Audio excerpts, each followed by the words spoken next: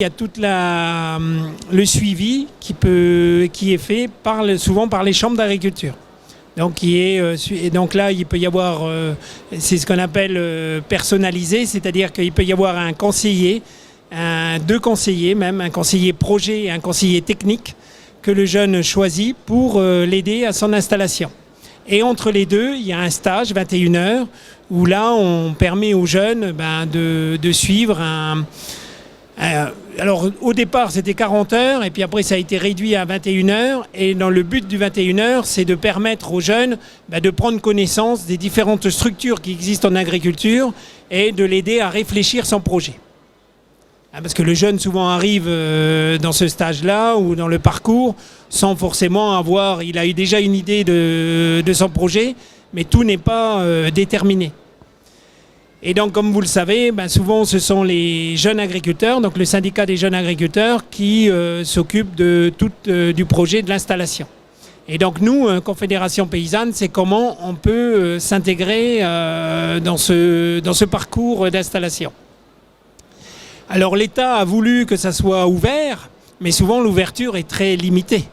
Et donc aujourd'hui, dans la réforme, il y a quand même un appel d'offres qui est fait donc, tous les 3 ans. C'est-à-dire que les personnes proposent un projet tous les 3 ans, tout est remis en cause et les organismes peuvent proposer un projet qui est analysé par la DRAF et l'administration en général, donc la direction régionale de l'agriculture, et maintenant les conseils régionaux. C'est-à-dire que les conseils régionaux, depuis le dernier appel d'offres, donc il y a 1 an, sont copartenaires avec l'État. Donc ce qui peut être intéressant dans certains cas, parce qu'on peut avoir des gens qui sont plus préoccupés du local. Donc c'était pas inintéressant. Nous, dans notre cas, ça a été plutôt une bonne chose parce que le conseil régional était plus près de nous et on voulait aussi qu'il y ait autre chose qui change. Et donc nous, à l'appel d'offres, on a proposé notre candidature. Mais naturellement, notre candidature n'a pas été retenue. Et ce qui fait que c'était toujours les JA avec la Chambre d'agriculture. Mais fait nouveau, c'est que comme on a présenté un projet, et là, la DRAF, le Conseil régional ont été très intéressés par notre projet. Et du coup, on demandait aux autres organisations que l'on puisse être partenaire avec les JA, notamment au stage 21 heures. Et donc, nous avons accordé 2h30 sur l'agroécologie. Et ce qui était intéressant en Champagne-Ardenne aussi, c'est qu'on avait créé un lien de partenariat avec d'autres organisations que l'on pourrait dire qui sont un peu agriculture alternative, notamment les bio. Donc la FRAB, la Fédération régionale des agriculteurs bio de Champagne-Ardenne, les CIVAM, qui sont un centre, c'est une association qui existe depuis les années 50-60, qui est ouvert aussi aux non-agriculteurs. Donc c'est un centre de valorisation des actions en milieu rural. Donc eux sont toujours... Donc en Champagne-Ardenne, il y avait 2 CIVAM. Il y en avait un au départ et puis une association qui a adhéré au CIVAM. Donc les CIVAM ont comme idée de mettre en place des actions de développement pour notamment au niveau de l'agroécologie, pour mettre en valeur plus en lien avec l'agronomie. Donc ils sont très sensibles par rapport à toutes ces problématiques de fertilité des sols et ils sont plutôt très techniques. Donc ce qui était intéressant de pouvoir travailler avec eux. Donc du coup on a fait un partenariat avec eux et du coup les chambres d'agriculture avec la pression de la DRAF et du conseil régional ont accepté que l'on puisse intervenir 2h30 sur ces stages 21 heures. Donc c'était une première, et c'est pour dire que quand on arrive, la difficulté, c'est de pouvoir proposer des choses, et ensuite, de pouvoir intervenir. Et ce qui est original dans notre intervention, et ce qui avait plu, c'était que ce ne soit pas des techniciens ou des conseillers de la Chambre d'agriculture qui interviennent, que ce soit des agriculteurs, avec leur expérience, qui interviennent devant des jeunes. Et nous, on a choisi, donc on a travaillé avec les outils, donc notamment l'agriculture paysanne, qui est un des outils, mais on on a retravaillé l'outil de diagnostic agriculture paysanne en lien avec les CIVAM et puis avec la FRAB pour qu'on arrive à trouver quelque chose qui corresponde un peu aux différentes organisations agricoles. Et du coup, en 2h30, 2 agriculteurs interviennent, donc un bio et un non bio, mais qui est sensible sur la partie agroécologique. Il met en place dans son exploitation, pas forcément une agriculture biologique, mais qui s'en rapproche petit à petit par la volonté. Et donc ça peut être d'autant plus intéressant pour les jeunes. Donc ces 2 agriculteurs-là présentent leur ferme avec l'outil diagnostic. Donc pour lui, c'est plus facile en termes pédagogiques de présenter sa ferme. Il a un outil. Et là, les jeunes sont souvent très intéressés, et les bilans aujourd'hui qui en ressortent, c'est que souvent les jeunes ils voient des agriculteurs qui viennent leur parler de l'agroécologie, ce qui n'était pas le cas jusque-là, parce que c'est souvent une définition du ministère pour expliquer ce que c'est l'agroécologie en termes vus du ministère et par les conseillers agricoles. Mais ça n'a pas du tout la même portée. Donc voilà, et ce que l'on peut tirer comme résultat aujourd'hui, c'est qu'on l'a vu un peu ce matin avec la difficulté souvent des élèves de voir autre chose, parce qu'aujourd'hui quand on est en formation agricole, et tout à l'heure je parlais avec des élèves de l'ENSAIA, on présente très peu les actions de la Confédération paysanne. C'est même impossible de les avoir. Et donc par ce biais-là, les jeunes s'aperçoivent qu'il y a aussi d'autres façons de faire, que des agriculteurs qui vivent de leur métier, parce que c'est pas le tout, mais il faut quand même aussi en tirer un revenu. C'est pas des personnes qui sont en marge de la société, c'est vraiment des agriculteurs qui vivent de leur métier, qui le vivent bien, et en mettant en place l'agroécologie dans leur ferme. Et donc là, ça fait poser des questions. Les jeunes sont souvent très... Au départ, ça avait surpris peut-être un peu certains jeunes, les premiers stages, et puis nous, on n'était peut-être pas forcément au point. Mais depuis, on a plutôt bien travaillé là-dessus, donc ça montre que aussi, il faut être confronté. Et en 2h30, malgré le peu de temps, on peut déjà faire quelque chose d'important, et ça peut aider à la réflexion pour les jeunes agriculteurs qui n'ont pas encore finalisé leur projet.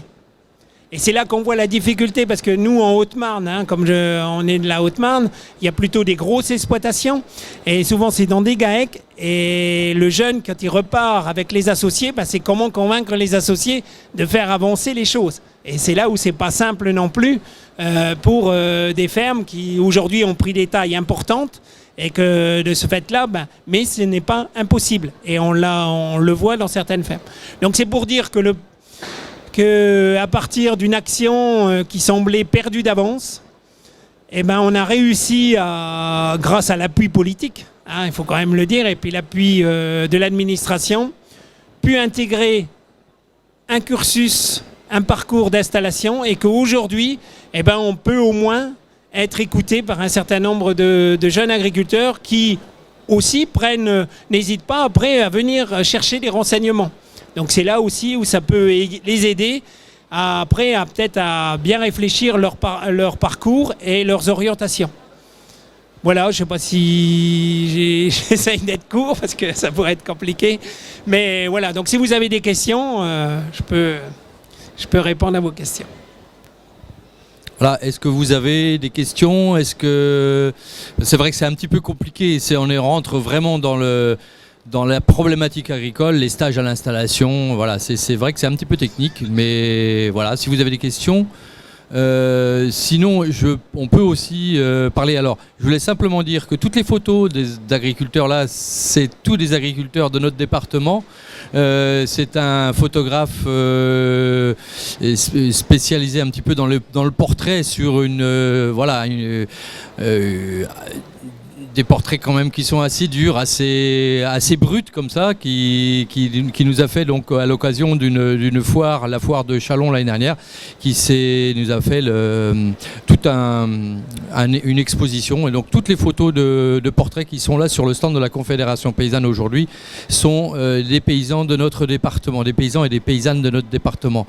en installation, Sylvie, Baptiste qui est maraîcher bio, qui produit des paniers, Sylvie qui s'est installée l'année dernière et qui produit donc du fromage de chèvre, qui a un petit élevage de chèvres, Romain qui est en GAEC, on a parlé tout à l'heure du GAEC, c'est une structure associative entre plusieurs agriculteurs, un groupement agricole d'exploitation en commun.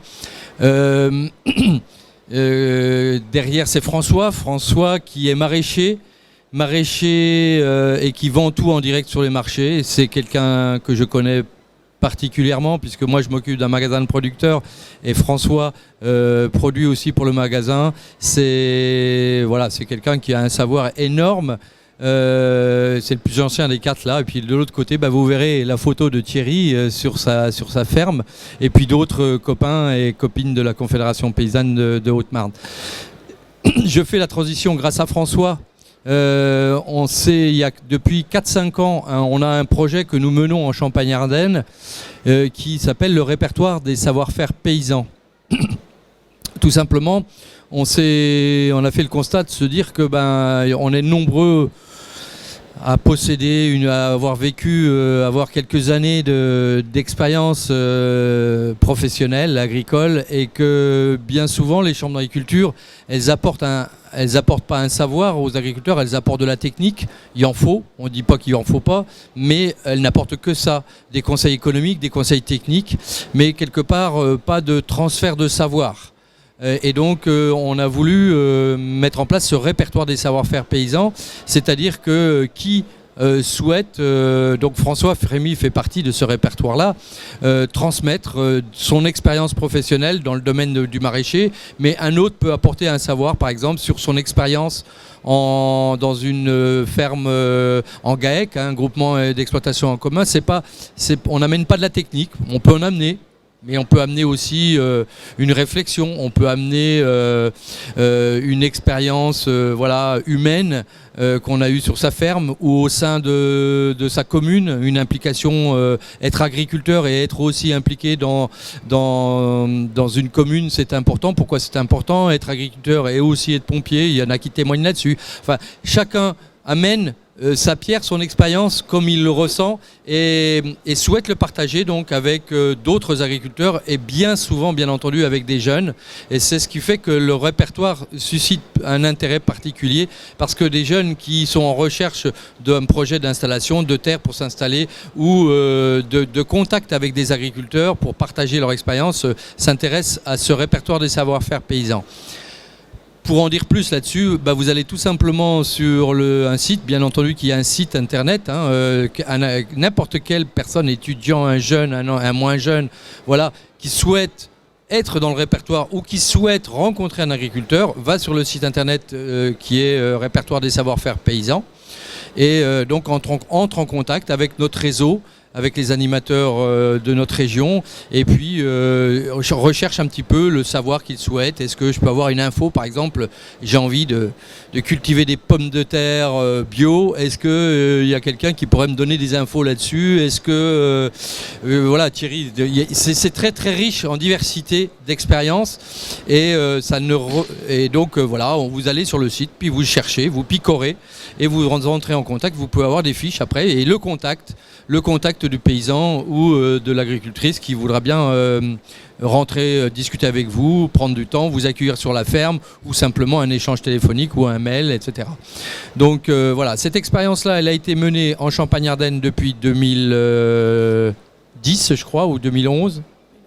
2011, et maintenant elle est aussi mise en place en Lorraine et puis aussi en Franche-Comté.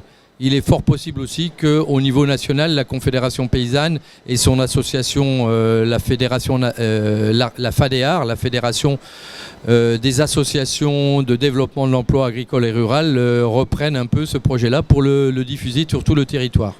Parce qu'à nos yeux, c'est vraiment quelque chose qu'il est important de mettre en place et entretenir régulièrement parce que nos savoirs, c'est pas qu'on y tient comme des anciens agriculteurs ou futurs anciens ou futurs retraités, mais c'est important de partager. C'est surtout cette notion de partage qu'il est important de faire. Voilà. Pour rajouter aussi, parce que quand c'était... ce qu'on s'était rendu compte, c'est que beaucoup d'agriculteurs allaient partir en retraite. Et souvent avec des savoirs. Et je crois que c'est dans tous les métiers, ça. Mais en agriculture, peut-être encore plus. Et souvent, c'est un savoir-faire qui peut être local. C'est-à-dire ce que l'on fait à un certain endroit, avec les contraintes de terre, d'agronomique, climat, ne sont pas les mêmes à un autre endroit. Et ce qu'on apprend à l'école, c'est souvent, c'est identique sur une technique, on peut la faire où on veut. Mais là, ça peut être très différent de l'approche. Et c'était important pour nous de créer ce lien entre générations. C'est-à-dire que les anciens puissent apprendre à des jeunes ou à des moins jeunes qui ont envie aussi d'apprendre sur telle ou telle production. Ensuite, aujourd'hui, il y a de moins en moins d'agriculteurs. Et donc, il faut aussi attirer du monde de l'extérieur. Et c'était aussi un moyen de dire, venez et vous pouvez avoir des informations aussi par les agriculteurs. Et on le voit bien en stage 21 heures, quand ce sont des agriculteurs qui témoignent auprès des jeunes, ça a beaucoup plus de portée que des techniciens. Et je pense que ça aussi, c'est une transmission aussi qui est plus sociale. C'est-à-dire qu'on transmet aussi ce qu'on a dans le corps. C'est un savoir-faire paysan, mais l'agriculture, c'est quand même un métier un petit peu à part de beaucoup de métiers où il y a un lien très fort avec la terre, avec tout ce qui aussi entoure. Et donc, on ne peut pas s'en défaire. Et c'est souvent ça qui est très difficile aussi d'appréhender pour ceux qui ont quitté le monde agricole. Et là, avec des agriculteurs, ils peuvent approcher ces questions-là. Et d'où l'intérêt, et je pense que nous on met ça en avant, d'où l'intérêt du témoignage de l'agriculteur, d'où l'intérêt de la transmission de ce savoir-faire. Et puis de l'autre côté, nous on a toujours insisté aussi sur la transmission. C'est pas seulement des jeunes qui s'installent, mais c'est aussi une transmission. C'est une transmission de ferme, c'est une transmission de savoir. Et je pense que ce mot transmission, on ne peut pas le séparer de l'installation. Merci. Voilà, on peut aussi continuer, si je vois que vous êtes quand même attentif, mais si vous voulez continuer votre parcours à travers le salon, profitez-en. Mais on travaille, je voulais simplement dire aussi d'autres thèmes sur lesquels on travaille en Champagne-Ardenne. On travaille bien entendu toute la dynamique des circuits courts, parce qu'on est de plus en plus implanté, impliqué dans la transformation de nos produits et la valorisation de ces produits, donc en bio ou non en bio. Sur notre ferme, par exemple, nous on a un atelier de volailles fermières que l'on vend en direct à travers un magasin de producteurs. Et voilà, on est vraiment fort impliqué, de plus en plus impliqué sur cette thématique-là. Ce qui nous amène à dire un mot, et je pense que c'est important, parce que c'est un sujet assez brûlant en ce moment sur la thématique, et on y travaille en Champagne-Ardenne et bientôt, j'espère demain, dans la région Grand Est, sur la problématique des abattoirs de proximité. On est, nous, agriculteurs, intéressés et impliqués dans la vente directe, de plus en plus demandeurs d'outils d'abattage de nos animaux le plus près de nos fermes. Parce qu'en ce moment, le constat, c'est de se dire de plus en plus, il faut qu'on fasse 100 km, 150 km. Personnellement, on a encore la chance, nous, d'avoir un abattoir de proximité en Haute-Marne, pour ceux qui habitent autour de Chaumont, mais ce n'est pas forcément le cas sur tout le territoire. Et donc, on constate que de plus en plus d'agriculteurs font des centaines de kilomètres pour voir leurs animaux ne pas voir, justement. Des fois, c'est ça le problème, c'est qu'on ne participe pas, et c'est pas qu'on souhaite participer à l'abattage de nos animaux, mais c'est de dire avoir un œil, un regard sur ce qui se pratique dans les abattoirs, et ça, on n'en a pas très peu la possibilité, des fois parce qu'on a aussi autre chose à faire, mais mais aussi parce qu'on refuse notre présence dans les abattoirs. Vous avez pu, je pense, vous avez été, qui n'est pas choqué, pour ceux qui ont vu les images de ce qui s'est passé à l'abattoir du Vigan et celui d'Alès peu de temps avant. Moi, je voudrais quand même, puisque j'ai été en contact avec ces agriculteurs-là, je les connais, c'est pour partie des gens qui font partie de notre syndicat de la Confédération Paysanne, dire à quel point eux aussi sont heurtés par ces pratiques qu'ils ont pu voir aussi sur Internet. Maintenant, ce que vous avez vu, c'est là où on peut rentrer dans les abattoirs pour filmer. Maintenant, un abattoir industriel, un énorme abattoir industriel, vous ne pouvez pas rentrer. C'est l'omerta la plus totale. Donc en ce moment, nous, ce qui nous a blessés c'est bien entendu les conditions, cette mauvaise mise à mort des animaux, c'est évident, mais aussi le type d'abattoir qu'on a montré. Ce sont des abattoirs de proximité, des petits abattoirs. Celui du Vigan, il fait 350 tonnes par an, c'est-à-dire, c'est rien. Il faut savoir qu'un bovin, c'est 4 à 500 kilos. Donc une demi-tonne. Donc ça veut dire que cet abattoir est vraiment un tout petit abattoir qui est performant en termes sanitaires. Il y a eu énormément d'investissements de fait dessus, mais qui a des lacunes dans cette mise à mort, certaines, qu'on a pu découvrir. Mais nous, ce que l'on dit, attention de ne pas cibler ces petits abattoirs de proximité, multi-espèces, qui servent les producteurs qui sont en vente directe, voilà, alors qu'on ne peut pas les filmer dans des abattoirs industriels à plusieurs dizaines de milliers de tonnes, etc., qui sont vraiment des blocos où aucune image ne peut rentrer, ne peut être filmée. Donc, bien entendu, il nous faut faire ce travail sur des conditions respectueuses des animaux dans la mise à mort, mais aussi respectueux des éleveurs. Je peux vous dire qu'il n'y a pas un éleveur qui peut supporter ce genre d'image-là. C'est bien entendu que les consommateurs non plus, et on est aussi consommateurs, mais quand on voit nos animaux, et pour en avoir discuté avec un éleveur de moutons qui dit bah oui, ça peut être ces animaux-là, les miens, qui auraient pu être là. Ceci dit, je peux vous dire que ceux qui ont vu les animaux maltraités, la viande est invendable. À terme, la viande est invendable parce que de toute façon, les muscles ont été meurtris, etc. Donc c'est perdant pour tout le monde. Donc voilà, on peut pas accepter ça, mais il nous faut travailler, nous, et notre revendication à la Confédération Paysanne, c'est des abattoirs de proximité, mais aussi le fait que nous puissions nous impliquer plus dans les abattoirs. Et on a des exemples sur le territoire de producteurs d'agneaux, dans la Drôme par exemple, j'ai connaissance d'un projet où les producteurs souhaitent participer à la mise à mort et à la découpe de leurs animaux. Parce qu'ils sont en vente directe, parce que derrière, l'animal, il faut qu'il soit de qualité, parce que la viande, c'est quelque chose qui coûte très cher à produire et qui... alors ça, c'est mon opinion, mais je pense qu'on est nombreux à la Confédération Paysanne à le partager.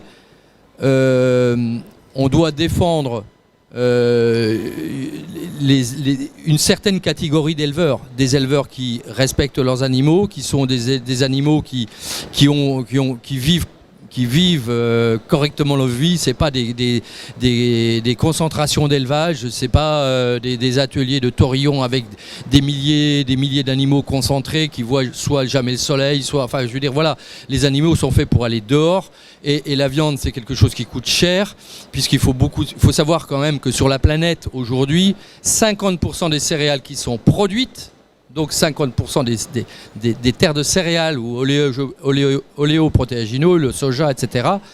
50% de ces surfaces-là, c'est pour nourrir le bétail. D'accord ? Donc, pour nourrir du bétail, bien souvent, dans des conditions irrespectueuses des animaux, mais aussi des éleveurs ou des salariés qui travaillent là-dedans. Tout ça pour faire de la barbaque, pour aller dans des usines, pour aller se retrouver dans des fast-food ou dans des restaurations rapides ou pour manger. Donc, on a conscience, nous, à la Confédération Paysanne, que quand on mange de la viande, il faut manger une viande de qualité, produite par des éleveurs qui vivent sur des territoires, qui élèvent leurs animaux en plein air, etc., sur une qualité d'élevage, une qualité bien sûr d'abattage, parce que ça sinon on n'a pas une viande de qualité au bout. C'est donc le contre-exemple du Vigan. Et puis des consommateurs qui consomment une viande. À mon sens, quand on consomme de la viande, il faut la manger à des moments festifs. C'est-à-dire qu'il faut avoir conscience que ce que nous mangeons, c'est quelque chose de cher, c'est quelque chose qui a une valeur, c'est un animal qu'on a abattu et c'est une viande. Et voilà, c'est toute une histoire. C'est pas tout à fait la même chose qu'un végétal, tout de même. Et donc, on se doit d'avoir une viande de qualité. C'est ce que cherchent à faire les éleveurs de la Confédération Paysanne. Et que vous puissiez consommer à un moment festif. C'est-à-dire que oui, j'ai souvenir d'avoir mangé une bonne viande. C'était vraiment quelque chose de bien. Plutôt que de manger une viande comme on bouffe, comme on mange une tranche de pain. Et j'irais même jusqu'à dire qu'aujourd'hui, il y a des paysans boulangers qui font leur pain sur leur ferme et ils cherchent à avoir un pain goûteux aussi. D'accord ? Et quelque part, on en serait presque à manger de la viande de manière plus banale qu'on ne mangerait du pain. Donc voilà, je crois que on est consommateurs et producteurs vraiment de la Confédération paysanne sur cette sensibilité, cette problématique. On est heurté par les images, mais il nous faut développer les abattoirs de proximité comme celui du Vigan que nous avons pu voir. Voilà, je pourrais en parler plus de l'abattoir en particulier du Vigan, mais madame veut poser une question. Je vous passe le micro. Bonjour et merci. Ce que je me posais comme question justement pour nous consommateurs, est-ce qu'il serait possible d'imaginer un label sur les conditions de vie, des conditions d'élevage des animaux? Parce que quand on achète de la viande dans les supermarchés, malheureusement trop souvent c'est là qu'on l'achète, eh ben, moi j'aimerais bien savoir comment les animaux qu'on mange ont été élevés. Et pour moi, la condition de vie animale est une donnée importante. Et en général, elle reflète aussi bien d'autres aspects sous-jacents. En termes de timing, c'est bon? Il n'y a pas de... Ok, merci. D'accord. Il n'y a pas de label sur les conditions d'élevage. On pourrait dire que le label bio, sous certaines conditions, amène déjà des garanties quand on est en bio. Maintenant, sur notre ferme, nous, on n'est pas en bio. On a un élevage de volailles fermières, plein air. C'est parce qu'on est en vente directe et sur une qualité de produit qu'on discute avec le consommateur, que ce lien il se fait et que cette confiance-là, elle est pas éternelle, parce que si on la trahit, nous, agriculteurs, si on trahit cette confiance-là, elle ne devrait pas être éternelle. Donc attention, c'est pas un gage, voilà. Mais c'est cette proximité qui va faire. Ceci dit, la proximité peut-être pour d'autres personnes qui n'ont pas cette possibilité d'acheter sur un magasin de producteurs, etc. Il faut peut-être qu'on y réfléchisse sur les conditions d'élevage. Ça c'est. Alors nous, ce que l'on voit, c'est que les fédérations nationales de la viande bovine, enfin les grandes organisations, Interbev, etc., bien souvent disent il suffit de mettre le logo français. Mais franchement, on est loin du compte. Nous, on considère qu'on est très très loin du compte. Eux, ils considèrent que c'est bon, c'est une panacée, ça suffit. Donc après, à nous de travailler. Je sais qu'une des réponses, c'est la proximité. Donc voilà, parce que la proximité, mais pour ceux qui sont un peu plus loin, comment est-ce qu'on fait? Et on est obligé de passer par du label. Alors moi, je dirais, déjà, un label bio peut permettre une partie de la réponse. Je ne dis pas intégralement, mais une grande partie de la réponse, parce qu'il y a l'obligation d'un certain nombre de mètres carrés, etc., etc. Moi, je peux vous dire que nos volailles ne sont pas en bio, et s'il fallait qu'on soit en bio, demain, on ne le serait peut-être plus, parce que ce serait compliqué, parce qu'il faut 4 mètres carrés par... Voilà, alors qu'en fait, nous, on n'a pas autant de mètres carrés par animaux. Bon, mais d'un autre côté, chez nous, les animaux, les volailles, elles sont en plein air intégral, nuit et jour. Donc, quelque part, on a peut-être moins de surface, mais les animaux peuvent circuler nuit et jour. Vous voyez, donc on compense autrement, et on a trouvé, nous, des systèmes, ce qu'on appelle de l'agriculture paysanne, quoi. Mais donc, ça, on arrive à le valoriser parce qu'on est en proximité. Parce qu'on est en vente directe, soit de colis, soit de paniers, soit de magasins, soit de marchés, toutes les formes de la ruche qui dit oui, n'importe, enfin voilà, où il y a la présence des paysans. Maintenant, peut-être qu'il faut travailler aussi sur des labels pour, voilà, mais avec le risque de quoi, d'une difficulté de mettre en place un label de plus, etc.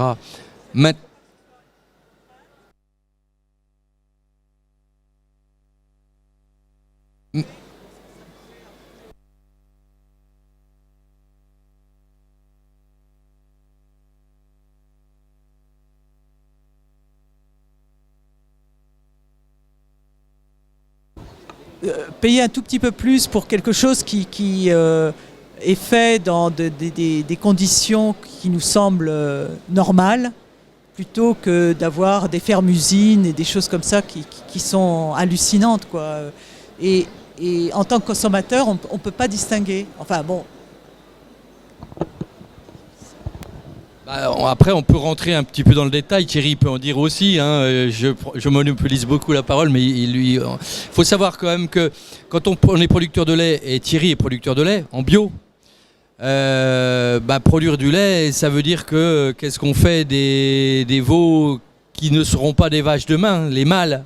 Donc il y a normalement 50%. Hein, donc il y a un système quand on est en production de lait qui fait que derrière il y a des, entre guillemets, des sous-produits de la production laitière qui ne sont pas donc des races adaptées pour faire de la viande. Donc qu'est-ce qu'on fait de ces viandes-là? C'est vrai qu'aussi on a ces questions-là à se poser et que de toute façon, et moi je ne suis en tout cas pas végétarien, je ne sais pas si j'y arriverai à l'être, mais franchement je respecte et je me dis qu'il faut manger moins de viande, d'accord? Ça c'est évident, parce que si on consomme moins de viande, on a moins de céréales, voilà, donc on peut se permettre d'avoir peut-être une agriculture bio en céréales qui produit moins à l'hectare, mais comme on a plus d'hectares disponibles, etc. C'est une réponse, parce que de toute façon, si on dit le système, c'est pour faire sortir les paysans de la crise économique dans laquelle ils sont, il faut qu'on mange plus de viande, il faut qu'on boive plus de lait, manger plus de fromage, machin. Ça ne marche pas. Les Chinois sont là-dessus en ce moment parce qu'ils ont tellement été privés qu'ils ont envie, parce que c'est un signe de richesse extérieure, mais c'est plus du tout le cas chez nous. Donc voilà, même si c'est pas facile, hein, à la Confédération paysanne, on n'est pas du tout sur un militantisme de végétarien ou végétalien. On n'est pas là-dessus, mais on en a tous inconsciemment, on en a tous conscience qu'il faut manger de la qualité, et ça fait modifier aussi les systèmes agricoles. Alors pour revenir sur l'installation plus en particulier, ce que vous posez comme question, c'est aussi les normes quelque part. Parce que, alors on entend beaucoup, il faut supprimer les normes en agriculture parce que c'est des contraintes pour les agriculteurs. Alors il faut faire très attention à ce discours-là, parce que quelque part, les normes ou les contraintes, c'est souvent pour protéger aussi la façon dont c'est produit. Et si on supprime tout ça, ça veut dire qu'on peut produire comme on veut, n'importe comment, et donc on en vient à l'inverse. Et puis c'est aussi comment les jeunes s'installent aujourd'hui. C'est comment on peut attirer les jeunes dans notre métier. Parce que s'ils se disent il y a tout ça comme norme, comme contrainte, ça peut être compliqué. Mais il ne faut peut-être pas les présenter comme une norme ou une contrainte. Il faut les présenter comme un travail important dans la façon et dans ce savoir-faire. Et de toute façon, quand on a un savoir-faire, c'est une contrainte aussi. Alors après, on est obligé un petit peu de mettre des règles communes pour pouvoir s'identifier. Mais donc le bio l'a très bien fait. Mais par contre, d'autres labels, c'est déjà plus compliqué. Et la question, elle se pose, c'est le lien entre le consommateur et le producteur. Et demain, comme il y a de moins en moins d'agriculteurs, c'est sûr qu'on est de plus en plus loin l'un de l'autre. Et les circuits courts, c'est une partie de la réponse, mais ça ne pourra pas répondre à tout. Et donc demain, comment on a confiance les uns envers les autres, et comment on garde aussi encore des jeunes qui sont intéressés par notre métier. Parce que notre métier peut paraître dur, compliqué, mais aussi ce qu'on veut dire, nous, c'est que souvent, quand on fait attention à une certaine façon de produire, d'abord, on est plus autonome, plus économe, et par rapport à la crise actuelle, on s'aperçoit, et là en Meuse, ils vont faire une porte ouverte dans une ferme, on s'aperçoit que même si le prix ne convient pas, le prix actuel, ça ne peut pas aller, mais on s'en sort plutôt mieux. C'est-à-dire qu'on arrive quand même à dégager un revenu qui n'est pas acceptable, mais on arrive à dégager un revenu. Que d'autres, aujourd'hui, ce n'est pas un revenu qu'ils dégagent, c'est carrément une perte totale. Et pourquoi? Parce qu'ils arrivent sur des grosses structures où ils n'ont pas tellement le choix. Il y a 3 jours, j'ai vu une agricultrice qui est venue me voir, qui a presque 1 million de litres de lait, qui a repris la ferme 5 fois plus que moi, qui vient de reprendre la ferme de ses parents. Ses parents sont en retraite, mais ils travaillent sur la ferme parce qu'ils n'ont pas trop le choix pour que la ferme continue. Et elle n'arrive même pas à se payer un salarié, avec 1 million, 5 fois plus. Et moi, j'ai un salarié mi-temps. On a échangé, elle voulait savoir comment je faisais. Bon, c'est sûr, je suis en bio, je suis mieux payé actuellement, hein, donc c'est un peu plus facile. Mais même avec 1 million de litres, j'avais envie de lui dire, mais où tu en es, quoi, quelque part, qu'est-ce qui se passe? Et c'est vrai qu'elle en arrive à se dire, aujourd'hui, je suis dépendant de tout. Je suis dépendant de celui qui me vend les produits, je suis dépendant de l'acheteur, de l'industriel, je suis dépendant de tout, et donc je n'ai plus le choix sur ma ferme. Et à un moment donné, qu'est-ce que je vais faire? Je vais essayer d'aller au moins cher possible pour encore tirer un revenu. Et ça peut être à l'inverse de ce que le consommateur souhaite. Mais elle n'a pas le choix. elle est coincée. Alors maintenant, c'est comment arriver, soit à réduire sa production, à vivre autrement. Donc elle veut aller vers le bio, mais même aller vers le bio dans les conditions où elle est actuellement, je ne sais même pas si c'est une solution pour elle. Donc à un moment donné, elle en arrive à se poser plein de questions. Mais peut-être qu'il est déjà en partie dit... Peut-être pas trop tard, il faut espérer qu'elle arrive à trouver une solution et qu'on puisse l'aider à trouver une solution. Mais c'est d'autant plus compliqué. Donc quand on entend des économistes dire « Mais oui, mais en France, il n'y a pas assez de grosses fermes », vous voyez la difficulté pour certaines grosses fermes d'y arriver, parce qu'elles sont un peu entre les deux. Alors il y a les grosses fermes très industrielles de l'Allemagne de l'Est qui, eux, arrivent à réduire tellement les coûts, mais ça va dans une autre... c'est une production de masse. Bon, eux, ils arrivent à s'en sortir, mais il n'y a que... Mais souvent, l'Irlande, par contre, on s'en aperçoit aujourd'hui, l'Irlande a augmenté de 25% sa production laitière, mais c'est souvent à partir de petites fermes basées sur l'herbe. Donc voilà, donc c'est compliqué aujourd'hui. Même les économistes n'arrivent même pas à expliquer cette crise-là, où c'est un peu compliqué. Alors on voudrait dire, il faut... l'État n'a qu'à faire. Mais aujourd'hui, l'État, elle est un peu bloquée parce que des fois, elle doit suivre aussi les directives de l'Europe parce qu'il y a des règles communes. Mais en même temps, on est arrivé, quand il y a trop de produits, aujourd'hui on met tout en poudre de lait, il faut dire aux agriculteurs, produisez moins, mais comment on vous paye aussi? Alors comme l'agriculteur il veut gagner plus, il a tendance à produire plus. Parce qu'il n'y arrive pas, il produit plus pour y arriver, et il y arrive encore moins bien. Alors là on est presque dans une situation où la crise dure depuis 1 an, même plus d'1 an, et elle risque de durer encore 1 an. Elle va faire des dégâts énormes dans la campagne. Et on ne peut pas être insensible à ce qui se passe autour de nous et les conséquences que ça peut avoir même pour l'installation après. Parce que les jeunes, ils vont se dire, mais on va pas aller dans ce métier de fou, quoi. Et c'est là où ça pose quand même des questions, quoi. Et par rapport à ce qu'expliquait Jean-Jacques, je pense que c'est bien pour illustrer, c'est qu'à un moment donné, quand on fait un métier autrement, comme moi je suis parti en bio, je me suis dit aujourd'hui, j'ai l'impression d'être maître de nouveau chez moi. Et j'ai pas l'impression de me faire avoir. Et ça, c'est quelque chose de très important. Et quand l'agriculteur veut se préoccuper de savoir comment ces animaux, qu'est-ce qu'ils deviennent, là aussi, il est maître un peu de ce qu'il fait. Et je pense que ça, au moins, l'agriculteur, il peut regarder ça parce qu'on décide jamais de nos prix. Alors, au moins savoir ce que les produits deviennent. Et c'est là, quand c'est les circuits courts, là, on s'occupe un petit peu, on fixe un prix avec le consommateur. C'est déjà un peu plus facile. Mais autrement, on dépend. Et c'est là où notre métier est quand même très compliqué. Mais je pense que pour les jeunes, c'est une chance fabuleuse. On en voit encore qui ont le moral, qui y croient. Mais parce que on vit avec la nature, on vit avec le vivant. C'est quelque chose de passionnant. Et je pense s'il y a des jeunes autour, je pense qu'il faut venir dans ce métier. Mais ce qui va leur faire attention aujourd'hui, c'est comment on s'installe, comment on va et pourquoi on fait ça. Et si on ne se pose pas toutes ces questions-là, et si on n'échange pas avec un certain nombre d'agriculteurs et certains types d'agriculture, c'est là qu'on peut se planter complètement. Et après, on ira, non seulement on aura vécu quelque chose de très dur, et en plus, à la fin, ça sera un échec complet, quoi. Et donc là, il va leur faire très attention. Et c'est pour ça que nous, on veut alerter les jeunes sur ce métier d'agriculteur en montrant ce qu'il faut faire, ce qu'il faut peut-être pas faire ou essayer de tendre, parce qu'il n'y a pas de recette miracle. Mais en même temps, c'est aussi pour aider le jeune à bien choisir ce qu'il veut faire et ne pas se planter, quoi. Et en échangeant tout au long de sa vie. Et c'est ce qu'on parlait de ce matin, la formation continue. Il faut toujours aller en formation. Et nous, on souhaiterait participer beaucoup plus à la formation continue, mais on a beaucoup de mal à y aller parce que le syndicat majoritaire veut faire croire qu'un modèle, quelque part, et même aujourd'hui, ils sont obligés de reconnaître qu'il y a une diversité dans l'agriculture. Mais ils veulent faire croire que il suffit de produire, quoi. Ou il y a peut-être trop d'agriculteurs, on va diminuer. Mais depuis les années 60, on a diminué le nombre d'agriculteurs. Et nous, on le voit en Haute-Marne, il reste même pas 1500 fermes, 2000 actifs de l'agriculture sur tout le département. Alors qu'avant, il y en avait plus de 5000. Et aujourd'hui, ils vivent pas mieux qu'avant. Donc, c'est pas parce qu'on a diminué, on a grossi les fermes qu'on vit mieux. Alors, où est la solution ? Oui, bonjour, je m'appelle Monsieur Doué, voilà, je me présente. Je vois tout ce que vous dites depuis tout à l'heure. Je suis rentré parce que j'avais vu nous en TAFTA et tout le reste. C'est impressionnant, je vois le drapeau européen ici et tout ce que vous dites. Déjà l'Europe, ça vous a fait beaucoup de mal du fait qu'on rentre dedans. De fait l'euro aussi. Et de fait que les gens aussi ne connaissent pas par exemple les codes barres comme le numéro 3 qui est la référence française. Je vois beaucoup autour de moi j'en parle.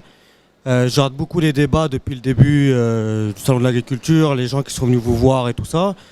Le circuit court, moi je suis entièrement d'accord avec vous là-dessus. Par exemple, on voit en région parisienne aussi le nombre de béton qui pousse et d'usines et tout ça. On n'a plus du tout de ferme, plus de blé, plus rien. On n'a qu'une boucherie halal qui est à peu près, ce qu'on m'a expliqué, à peu près légale, qui est à peu près la seule boucherie qui est vraiment bio, mais qui est halal. Donc le porc, on n'en a pas. Qu'est-ce qu'on fait dans toutes ces normes-là? L'Europe pourrait peut-être arrêter de courir derrière. La FNSEA, moi j'ai été à Paris quand ils sont venus manifester pour voir ce qu'il en était. J'ai parlé avec un mec, je lui ai dit mais vous êtes complètement cinglé d'être d'accord avec Hollande sur ce genre d'idée. Donc moi je les ai critiqués droit dans les yeux, je leur ai dit, avec d'autres. Je vais vous dire, moi je comprends les agriculteurs qui commencent à être d'accord avec Marine quand ils disent qu'il faut sortir de l'euro et de l'Europe. Du fait de toutes ces conneries-là, et aussi laisser le lait importé n'importe où. On voit ici, j'étais étonné de voir par exemple Lidl, par exemple McDonald's, qui se posent avec leurs trucs. Il ne faudrait peut-être pas leur dire aussi, c'est un salon professionnel certes, mais vous n'avez rien à y faire. Je sais qu'il y a des agriculteurs qui ont attaqué quelques endroits, mais eux, ils n'ont pas été dégagés réellement, ils font n'importe quoi. McDonald's, on les connaît, c'est du pipeau, ils nous sortent que la nourriture est bio, que là c'est du bœuf et tout ça, c'est plein d'OGM tout pourri. Même sur l'orthographe, il n'y a pas longtemps, ils nous ont fait le dernier coup, moi j'ai regardé ça la dernière fois, ils ont déjà écrit oignon à la place pour onion.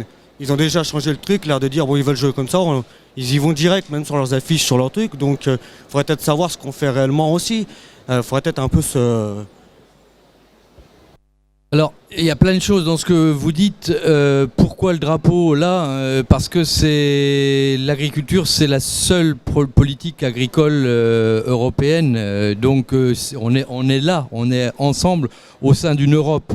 Et nous, on est plus pour construire en commun, mais sur des valeurs de partage, sur des valeurs d'avancer ensemble et pas sur des valeurs d'exclusion en disant si on replie sur soi, on s'en sortira mieux. Ça, c'est pas le sens, nous, de nos combats. C'est avec son voisin, c'est partager, c'est ces valeurs-là qui nous animent. Donc, mais ces valeurs-là sur tout ce qu'on a dit en termes de consommation, de proximité, etc. Mais c'est pas se réfugier chez soi. Je veux dire, c'est pas parce qu'on prône une agriculture paysanne qu'on est sur une vision autarcique de l'agriculture. On est sur comment s'organiser nous tous ensemble, nous agriculteurs. Alors c'est vrai qu'on fait on est les premiers, je pense, enfin pas les, on a été les premiers historiquement à critiquer le système coopératif français. La coopération agricole, elle a perdu son sens, mais elle avait du sens au début. C'est-à-dire comment est-ce que les agriculteurs se mettent ensemble pour pouvoir éviter d'être exploités par les vendeurs de produits, par les acheteurs de céréales, etc. Donc il y avait vraiment un sens énorme de la coopération au début. Après, évidemment, l'industrie agroalimentaire a pris le pouvoir à l'intérieur des coopératives et a dirigé. Donc aujourd'hui, on a été les premiers à critiquer, on critique toujours la grande masse du système coopératif. Mais ce n'est pas pour autant qu'on n'est pas pour une coopération entre agriculteurs. C'est-à-dire que moi, par exemple, sur le magasin de producteurs dans lequel je suis, les maraîchers travaillent ensemble. C'est pas chacun, c'est pas moi je suis maraîcher et je prends l'espace. C'est comment est-ce qu'ensemble on travaille pour... Et c'est plus difficile. C'est beaucoup plus difficile. Donc je comprends aisément que des gens se réfugient en disant il faut qu'on sorte de l'Europe, qu'on sorte de l'euro, parce que ce sera soi-disant plus simple. Mais c'est un réflexe quand même qui est très égoïste et qui est dangereux parce qu'il est très égoïste. Parce que, à mon sens, nous, c'est en partageant avec d'autres, alors ici en Europe, qu'on fasse notre politique agricole. Alors c'est vrai que l'Europe, elle a baissé, elle s'est laissée diriger par les États-Unis lors des échanges, le GATT quand ça a été mis en place, quand le plan Marshall s'est mis en place dans les années 50, évidemment que tout ça, il y a eu un gros pouvoir des États-Unis. Ok, on en fait le constat, mais c'est pas pour dire qu'en se recroquevillant sur sa ferme ou sur son pays, qu'on s'en sortira mieux. Maintenant, on a conscience aussi qu'en Europe, il y a un vent d'économie libérale depuis longtemps qui nous dirige, mais nous, on reste arc-boutés sur le fait que c'est ensemble qu'on doit travailler. Et c'est aussi ce que nous développons à un échelon international, c'est-à-dire qu'on est en solidarité avec les paysans partout sur la planète. Nous, on est impliqués dans la Via Campesina, la Confédération paysanne, mais c'est pas pour dire, c'est pour se dire qu'on on est sur la même planète, nous tous. Donc c'est pas nous, on va se replier chez nous et puis on va pouvoir s'en sortir, peut-être en faisant crever aussi d'autres parce qu'on n'a pas conscience que d'autres aussi vivent de l'agriculture. Donc voilà, on a une conscience collective qui est quand même assez importante. Et voilà, c'est pour ça qu'on ne peut pas être sur des thèses de recroquevillement. Voilà. Donc, mais c'est pas facile, c'est pas gagné du tout. Mais c'est pour ça qu'on est là aujourd'hui, pour échanger avec vous. Et partout, on fait ça. Oui, puis ce que je veux rajouter, c'est qu'actuellement, la France exporte quand même un certain nombre de produits agricoles. Et c'est vrai que si aujourd'hui... Alors, la politique, ça serait trop long à expliquer l'histoire de tout ça. Bon, c'est l'histoire de faire depuis être un conflit mondial, et puis derrière, l'alimentaire avait un rôle important dans ce mouvement de paix que l'on voulait créer, parce qu'il faut jamais oublier ça. Hein. Après avoir connu 3 guerres franco-allemandes importantes de guerre mondiale, il était important de construire cette Europe-là, et qu'on y est arrivé. Donc aujourd'hui, il ne faut pas vouloir tout jeter, parce qu'autrement, on pourrait revenir demain, peut-être, à ça aussi. Et il faut pas... Donc, ça c'est la première chose. Et puis derrière, l'agriculture, aujourd'hui, bon, peut-être par erreur, on a voulu développer une agriculture d'exportation. Et souvent, on peut reprocher aux autres de faire, mais nous, on l'a fait. On a fait du dumping en Afrique, notamment avec les poulets, et on a tué l'agriculture locale en Afrique. Donc, il faut qu'on fasse attention. Et c'est là que nous, on veut aussi être cohérents par rapport à ça. C'est-à-dire qu'à un moment donné, il faut pouvoir produire chez nous des produits de qualité, mais faisant attention avec l'exportation. Il ne faut pas s'interdire d'exporter, mais faisant attention d'avoir une politique purement exportatrice. Et c'est ce qu'on veut actuellement. Moi, quand j'entends des présidents de régions actuels qui disent qu'il faut mettre tout le paquet sur l'exportation parce que ça va nous rapporter de la valeur ajoutée. Donc ça, il va falloir faire très attention à ça. Mais en même temps, on ne peut pas s'interdire. Donc c'est là où ça devient compliqué. Mais faisons attention au discours protectionniste qui veut nous faire croire que si on se recroqueville, on supprime l'euro et on est entre nous, on va s'en sortir. Ça, j'y crois pas du tout. Et ça peut être, dans un premier temps, peut-être une solution. Parce que c'est comme quand ça va pas avec le voisin, on se referme sur soi et après on pense que ça va aller mieux. Mais le jour où on va ressortir, on est obligé de vivre ensemble. Et le vivre ensemble est compliqué, même autour de chez nous. Et je pense que le vivre ensemble en Europe, il est compliqué aujourd'hui. Mais parce qu'il n'y a pas assez d'Europe. Il faudra aller vers plus d'Europe. Et peut-être pas que l'agriculture. Mais seulement, les politiques aujourd'hui n'ont pas trop le courage, ils ont peur. Et on va juste sur l'économie libérale. Et c'est là où ça ne va pas. Parce qu'on ne construit pas cette Europe sociale. Et cette Europe qui garde... Par exemple, on parle de l'Allemagne. Alors on a tendance à parler de l'Allemagne comme s'il n'y avait que des grosses fermes. Mais il faut savoir que l'Allemagne de l'Ouest, c'était beaucoup de petites fermes. Et aujourd'hui, on n'en parle pas. Parce que c'était un modèle qui était assez bien fait en Allemagne de l'Ouest et qui était performant en Europe. C'était des petites structures, souvent avec des doubles activités et qui permettaient d'avoir des liens sociaux importants. Et l'Allemagne s'est développée, a développé son agriculture grâce à ça. Mais aujourd'hui, l'Europe de l'Est, elle a développé une agriculture d'exportation. Et aujourd'hui, l'Europe, il faut faire avec tous les pays. Et c'est sûr que ça va être difficile de construire l'avenir de l'Europe. Mais je pense qu'il y a un enjeu important. Mais nous, la France, avons un rôle important. Et je pense que là, on ne veut pas se le donner, le rôle important aujourd'hui, et on n'ose pas. Et les politiques sont peut-être pas assez courageux. Et nous, on voudrait dire, il faut tenir compte de tout ça. Et quand on dit, les normes européennes et tout ça, là, on va pareil, dans l'inverse de ce qu'il faut. Parce qu'il faut peut-être... Des fois, on va peut-être trop dans les papiers, peut-être trop... Mais aujourd'hui, avec les moyens informatiques et tout ça, je pense qu'il ne faut pas exagérer non plus, quoi.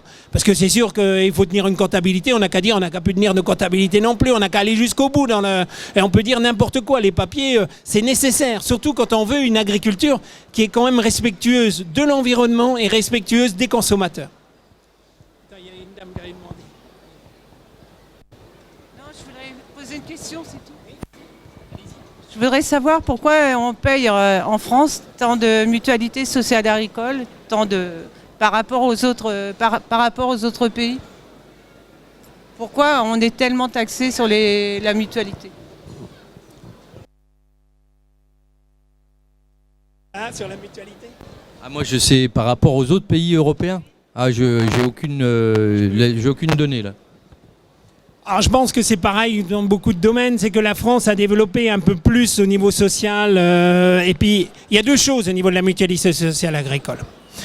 Ce qu'il faut voir, c'est qu'aujourd'hui, pour un actif agricole, il y a 3 retraités.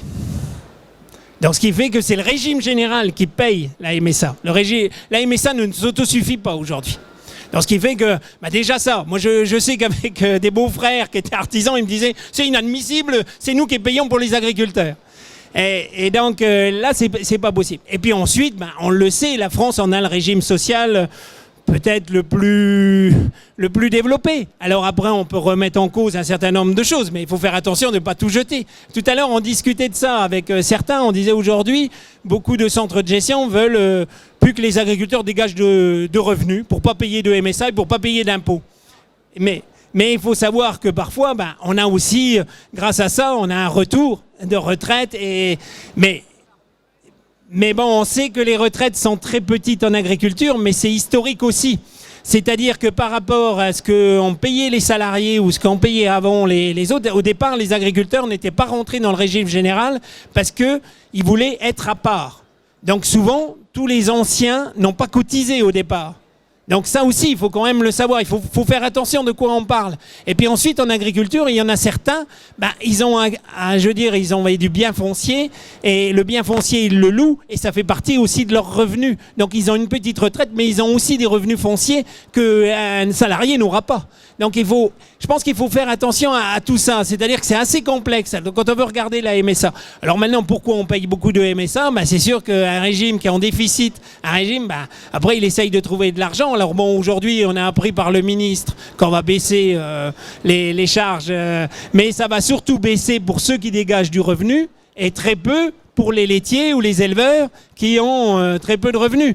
Donc en fin de compte, ça avantage, encore une fois, plutôt les grosses exploitations que les petites. Je ne sais pas si j'ai répondu.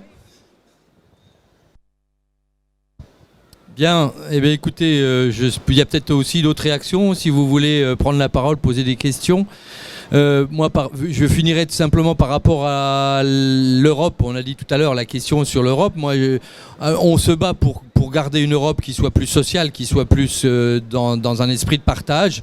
Ça, c'est des combats qu'on mène, mais on n'est pas sûr de les gagner, et loin de là. Ceci dit, je pense que nous, au quotidien, sur nos fermes, on s'attache aussi à avoir une économie relocalisée, à transformer nos produits, à les vendre aux consommateurs, à être au plus proche de vous, parce que c'est aussi ça, quelque chose de très important pour nous, c'est ce lien avec le consommateur.